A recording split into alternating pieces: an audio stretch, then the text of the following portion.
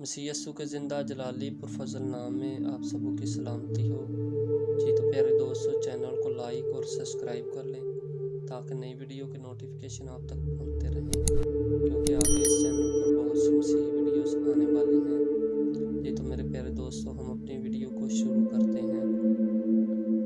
اگر تو ملک میں مسکینوں کو مظلوم اور عدل و انصاف کو متحرک دیکھے تو اس سے حیران نہ ہو، کیونکہ ایک بڑوں سے بڑا ہے جو نگاہ کرتا ہے، اور کوئی ان سب سے بھی بڑا ہے۔ زمین کا حاصل سب کے لیے ہے، ملک کاشتکاری سے بادشاہ کا بھی کام نکلتا ہے۔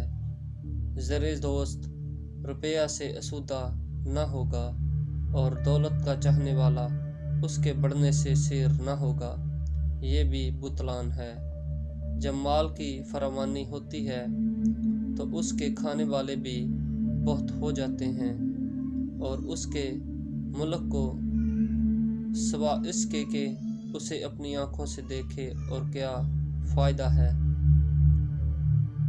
محنتی کی نیند میٹھی ہے، خواہ وہ تھوڑا کھائے خواہ بہت، لیکن دولت کی فراوانی دولت مند کو سونے نہیں دیتی۔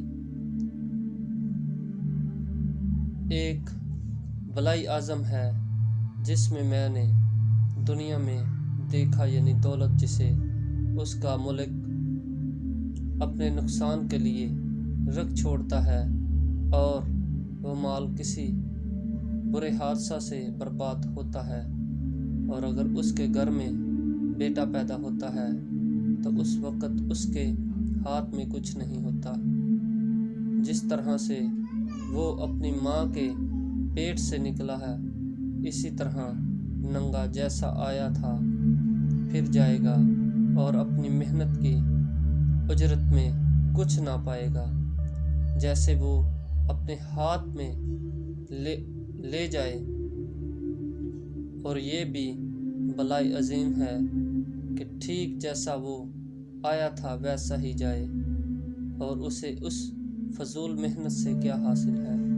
وہ عمر بھر بے چینی میں کھاتا ہے، اور اس کی دکتری اور بیزاری اور خفگی کی انتہا نہیں۔ لو، میں نے دیکھا، یہ خوب ہے بلکہ خوش نما ہے کہ آدمی کھائے اور پیے اور اپنی ساری محنت سے جو وہ دنیا میں کرتا ہے، اپنی تمام عمر میں جو خدا نے اسے بخشی ہے، راحت اٹھائے، کیونکہ اس کا پہرا یہی ہے۔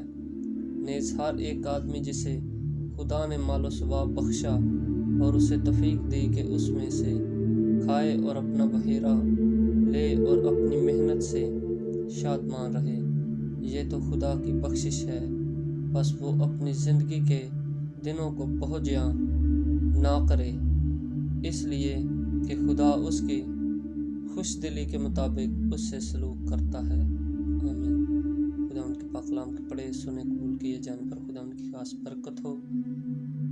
وائز اس کا 5 باب اور اس کی 8 آیت سے آخر تک۔